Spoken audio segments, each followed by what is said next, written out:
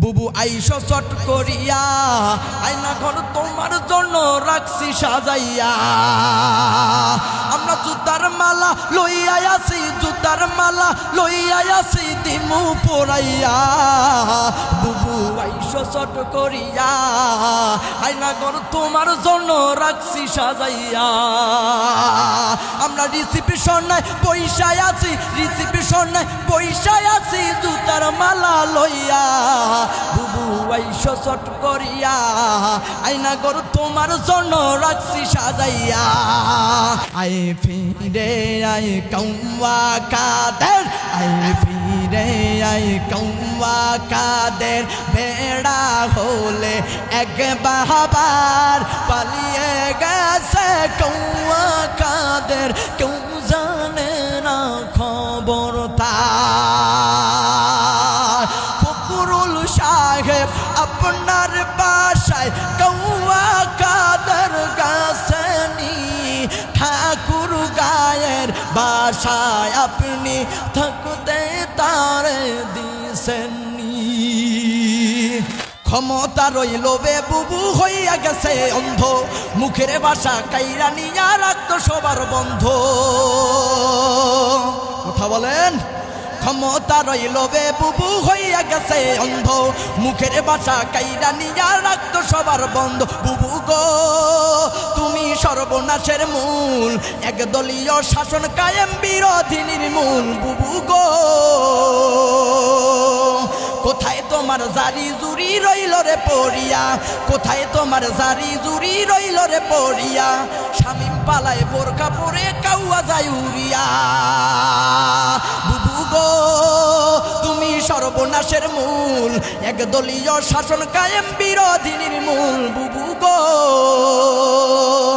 হার মানে ফেরাউনে বুবুকে দেখিয়া, হার মানে ফেরাউনে বুবুকে দেখিয়া। আয়না ঘরে মানুষ ধরে রাখতো গুম করিয়া। বুবু গো কেমন জীবন গড়িলা, ভালোবাসার পল্লায় জীবন ঘৃণায় বরিলা। বুবু গো আগে তো জানতাম না বুবুর হইতে খারাপ মাথা, কোথায় গেল অহংকারী লম্বা লম্বা কথা। বুবু গো তুমি সর্বনাশের মূল, একদলীয় শাসন কায়েম বিরোধী নির্মূল। বুবু গো দিল্লি না ঢাকা, গোলামি না আজাদি, দিল্লি না ঢাকা। আমার দেশের পতাকা আমি রক্ষা করব, প্রয়োজনে আমার দেশের জন্য মোরা জীবন দিব।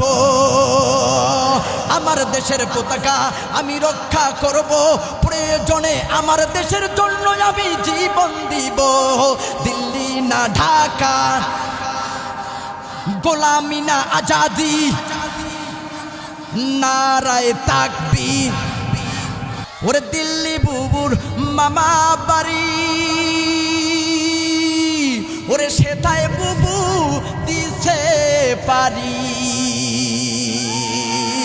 ওরে দিল্লি বুবুর মামা বাড়ি, সেটায় বুবু দিছে পারি। বীর জনতা জাগছে এবার, বীর জনতা জাগছে এবার। সবাই বুবুর ফাঁসি চায়। বুবু আমার নাই দেশে নাই, পালায় গেছে ইন্ডিয়া। কথা বলেন ঠিক কিনা? বারে বারে বলে আবার যে আবার নাকি আসবে। আমরা বলি আইসেন, আপনার জন্য সব কিছু রেডি হইয়া আছে। কথা বলেন ঠিক কিনা? বুবু আইবা তুমি আইবা রে, সেই দিন আইসা বুবু ক্ষমতা পাইবা না। বুবু আইবা তুমি আইবা রে, সেই দিন আইসা বুবু ক্ষমতা পাইবা না। খোঁজ নেই বুবু কাদের কাকার, অবস্থা খারাপ দরবেশ বাবার। হাবুন আঙ্কেল এখন সামনেও আসে না। নেতা কর্মী জেলের ভিতর, আমি আসি ডরের উপর। কখন জানি আসে গ্রেপ্তারি পরোয়ানা। চলবে ভাই? কোনো সমস্যা আছে? কোনো সমস্যা আছে? চলবে? তাহলে একটু শুনেন ভাইরা আমার, এই যুবক, এই যুবক ভাই আমার, এই মজলিসটার বড় দাম জানেননি? কোরআনের মাহফিলের মধ্যে বৈশা গেছি কেমন দাম। আল্লাহর প্রিয় নবী বললেন, ও সাহাবায়ে কেরাম, যখন তোমরা জান্নাতের বাগানের কাজ দিয়া যাইবা, তখন তোমরা জান্নাতের বাগানের মধ্যে বসে যেও। সাহাবায়ে কেরাম বললেন, ওগো আল্লাহর নবী, ইজা মারতুম বিরিয়াজিল জান্নাহ, আল্লাহর প্রিয় নবী বললেন, যখন তোমরা জান্নাতের বাগানের কাজ দিয়া যাইবা, তখন তোমরা জান্নাতের বাগানের মধ্যে বসে যাবা। সাহাবায়ে কেরাম বললেন, ইয়া রাসূলুল্লাহ, ইয়া হাবিবাল্লাহ, এটা তো হলো পৃথিবী, এই পৃথিবীর মধ্যে আমরা আবার জান্নাতের বাগান পাবো কোথায়? ওগো নবী, জান্নাত আর জাহান্নাম আখিরাতের বিষয়। যারা নেক আমল নিয়া কবরে যাবে তাদের জন্য রয়েছে জান্নাত, আর যারা গুনাহ লইয়া যাইব কবরের মধ্যে তাদের জন্য রয়েছে জাহান্নাম। ওতেম নবী, এই পৃথিবীর মধ্যে আমরা আবার জান্নাতের বাগান পাবো কোথায়? সাহাবায়ে কেরাম যখন এই কথা বলছে, আল্লাহর নবী বললেন, কিলা হিলাকুল যিকিরি, যেই মজলিসের ভিতরে আল্লাহ তাআলার জিকির করা হয়, এই মজলিসটা হইল জান্নাতের বাগান। জান্নাতের বাগান পাই আমরা সবাই খুশি। তো খুশি হইলে আওয়াজ কম দেয়, বেশি দেয় না? জান্নাতের বাগান পাইয়া খুশি হইয়া গেছি। এত সুন্দর মঞ্চ, বলেন তো প্রতি বছর এই রকম মাহফিল চলবে? চলবে। কিন্তু এই মাহফিল করার জন্য অনেক কিছুর খরচের প্রয়োজন আছে কিনা? আছে। দেখেন তো, এই মাহফিলের মধ্যে আমরা আজকে আসছি, মাহফিলের মধ্যে আসলাম।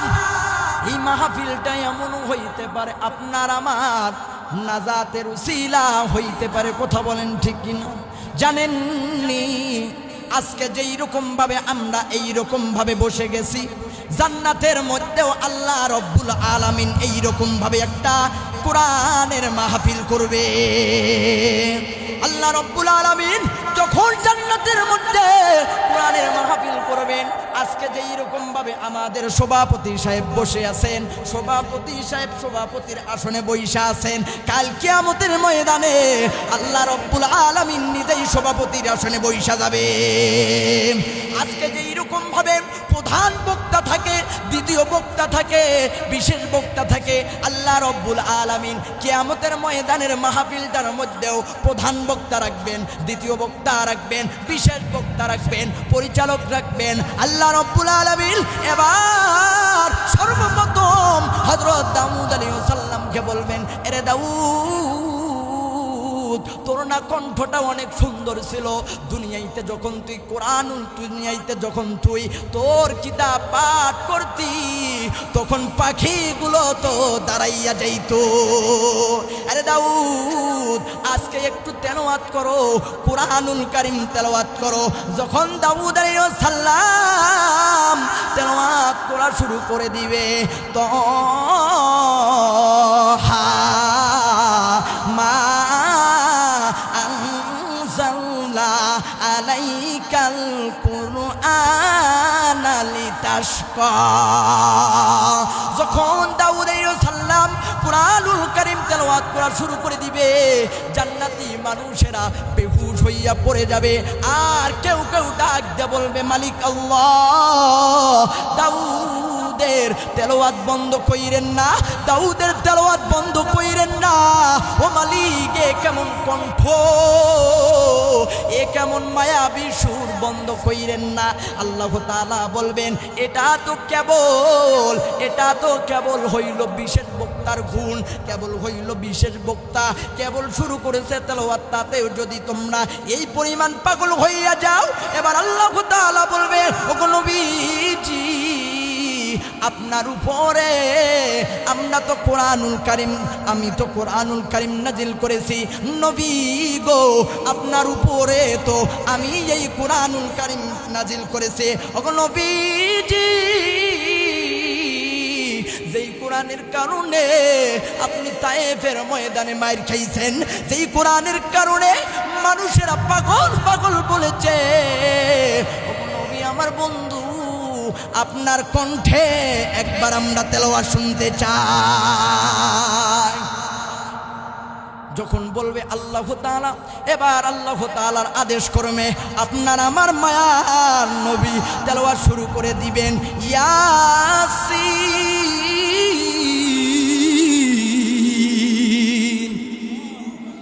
ওয়াল কুরআনিল হাকীম ইন্নাকা লামিনাল মুরসালিন।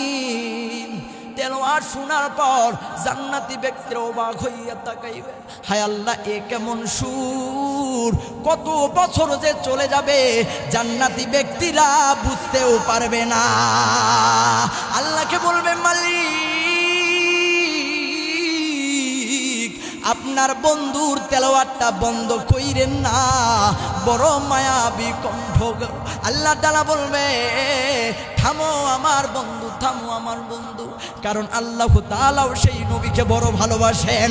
রহমাতুল লিল আলামিন নবী, কোরআনে প্রমাণ, আশিক বিনে কে বুঝিবে আমার দয়াল নবীর শান, উম্মত বিনে কে বুঝিবে আমার দয়াল নবীর শান। সবাই রহমাতুল লিল আলামিন নবী, কোরআনে প্রমাণ, উম্মত বিনে কে বুঝিবে আমার দয়াল নবীর শান, আশিক বিনে কে বুঝিবে আমার দয়াল নবীর শান।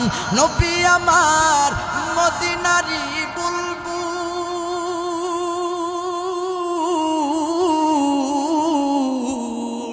আমার আল্লাহ ভালোবেসে নামটা দিলেন হাবিবে রাসূল। আল্লাহু আকবার।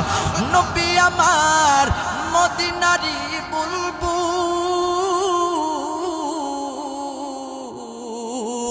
আমার আল্লাহ প্রেম করিয়া নামটা দিলেন হাবিবে রাসূল। ওই নবীকে ভুল বুঝিলে থাকবে না ঈমান, আশিক বিনে কে বুঝিবে আমার দয়াল নবীর শান। আল্লাহ রব্বুল আলামিন এবার তেনার বন্ধুর কণ্ঠটা বলবেন, বন্ধু আমার একটু থামো, তোমার তেলাওয়াতটা বন্ধ করো। এবার জান্নাতি ব্যক্তিদেরকে বলবে, এই জান্নাতি ব্যক্তিরা যারা আজকে আমার সামিয়ানার নিচে বসে গেছো রে, বলো তো যেই আল্লাহ তাআলা আমি কণ্ঠটা দিছি, যেই আল্লাহ তাআলা আমি কণ্ঠটাকে সৃষ্টি করেছি, বলো তো দেখি ওই আল্লাহ তাআলার কণ্ঠে তোমরা তেলাওয়াত শুনতে চাও কিনা? জান্নাতি ব্যক্তিরা বলবে, মালিক, আপনি তো হইলেন মহান রব, আপনার কণ্ঠে আমরা তেলাওয়াত শুনতে চাই। ওই দিন আল্লাহ রাব্বুল আলামিন পবিত্র কোরআনুল কারীম তেলাওয়াত করবে, আর রহমান, এইরকম ভাবে শুরু করবেন না। ওই দিন আল্লাহ তাআলা ভিন্ন রকম ভাবে তেলাওয়াত করবে, আনার রহমান,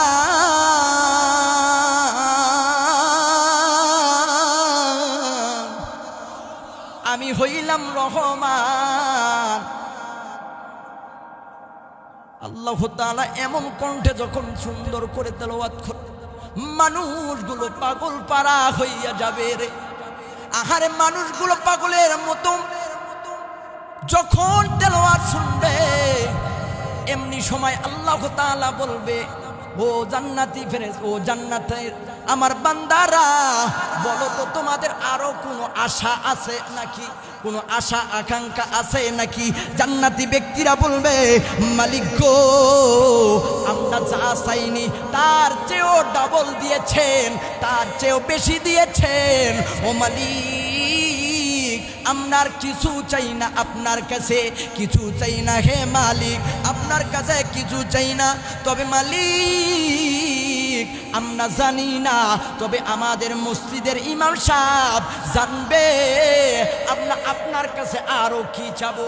এবার মসজিদের ইমাম সাহেবের কাছে যাবে, হুজুরের কাছে যাইবে, যার পর বলবে, ও হুজুর বলেন তো আমরা আল্লাহর কাছে আরো কি চাবো? জান্নাতের মধ্যে যা আমরা চাওয়ার আশা ছিল না, যা পাওয়ার আশা ছিল না, তার চেয়ে দ্বিগুণ দিয়ে দিয়েছে। বলেন তো আজকে জান্নাতের মধ্যে কি চাবো? মালিকের সাথে আমরা আর কি আমাদের ভালোবাসা জোগাবো? এমন সময় পরামর্শ হবে, যাও যাও, যেই মালিককে না দেখা তোমরা ইবাদত করেছো, ঠান্ডার দিনে মালিককে না দেখা উজু করেছো, ওই মালিকের চেহারাটা দেখতে চাও। এমন সময় আল্লাহ তাআলা বান্দাকে দেখার জন্য নিজের নূরের পর্দা উঠাইয়া বান্দার সামনে সরাসরি দেখা দিয়ে দিবে। হুরো গিলমান জিতনি নিয়ামত হায়, সবসে বেহতর তেরি दीदार हाय। হুরো গিলমান जितनी नियामत हाय, सबसे बेहतर नियामत तेरी दीदार हाय। जन्नतो दो जुक से या रब क्या करूं, आरज़ू है मैं तुझे देखा करूं। जन्नते जाओ যদি মাশুকেরে না পাই আমি, বেহেশতের আনন্দ আমায় মনে লাগবে না। কোথায় গিয়ে পাইব বলো মালিক রব্বানা, দোজখে যাইয়াও যদি মাশুকেরে পাই গো আমি, দোজখের আগুন আমার মনে লাগবে না। কোথায় গিয়া পাইব বলো মালিক রব্বানা। আমি জননী তুমি হারণী, দাদার কাছে গেছো এটাই জানি। এই আওয়াজে হয় ভাই, আমার ভাষা বোঝা যাইতেছে। সেই পঞ্চগড় 550 কিলোমিটার দূরে আছে, ইতিহাস হয়ে থাকবে। একই মাঠে দুইবার ওয়াজ হইতেছে, তারপরও আমার যুবক ভাইরা আছে, কথা বলেন ঠিক কিনা? আমি জননী তুমি হারণী, দাদার কাছে গেছো এটাই জানি, দাদার কাছে গেছো এটাই জানি। দেশটাকে চুষে খেলে 16টি বছর, প্রকৃত দেশ প্রেমিক পাইনতি তো। দেশটাকে চুষে খেলে 16টি বছর, প্রকৃত দেশ প্রেমিক পাইনি তো তোর। তুমি তো ছিলে শয়তানের নানি, তুমি তো ছিলে শয়তানের নানি, দাদার কাছে গেছো এটাই জানি। কথা যে কয় না, কথা বলেন ঠিক কিনা?